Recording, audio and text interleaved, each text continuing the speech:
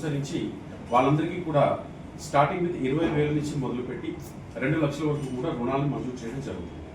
అలా మంజూరు చేసి వాళ్ళందరూ కూడా చిన్న చిన్న వ్యాపారాలు చేసుకునేటువంటి వ్యక్తులు కాబట్టి వీళ్ళందరికీ కూడా నెలవారీ ఈఎంఐ రూపంలో కట్టడం కష్టమవుతుంది కాబట్టి వాళ్ళ ఈఎంఐని కూడా రోజువారీ ఈఎంఐగా మార్చడం జరిగింది. అదేవిధంగా బ్యాంక్ యొక్క సిబ్బందే ప్రతిరోజు కూడా ఆ షాప్ వద్దకు వెళ్ళి ఆ రోజు కట్టవలసినటువంటి ఈఎంఐని వసూలు చేసుకొని తిరిగి వస్తూ ఉంటారు.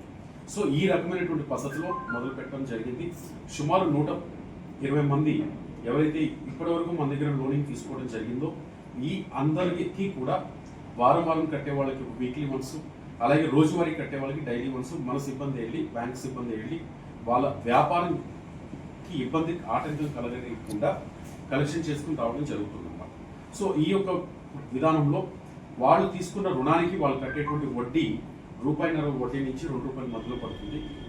దీనివల్ల వాళ్ళకు కలిగేటువంటి లాభాలు ఏంటి అంటే కాల్ మనీలో ఏ విధంగా అయితే ₹5 వడ్డీ ₹10 వడ్డీ జరుగుతూ ఉంటాయో అలాంటి అంత హెవీగా వాళ్ళు ఆర్థిక పరంగా నష్టపోకుండా ఈ ₹1.50 స్వల్ప వడ్డీతోనే వాళ్ళ యొక్క ఆర్థిక పరమైనటువంటి సపోర్ట్ని గోదావరి కృష్ణ కోఆపరేటివ్ సొసైటీ ద్వారా తీసుకోవచ్చు.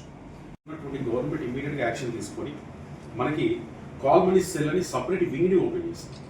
అంటే ఒక రాష్ట్ర వ్యాప్తంగా కాల్ మనీ సెల్ అనేటువంటి యాంటీ కాల్ మనీ సెల్ అనేటువంటి విభాగాన్ని ఒక డిపార్ట్మెంట్ ఇంట్రొడ్యూస్ చేసింది అంటే ఆ యొక్క తీవ్రత ఏ రేంజ్లో ఉంది అనేది మనం అర్థం చేసుకోవచ్చు.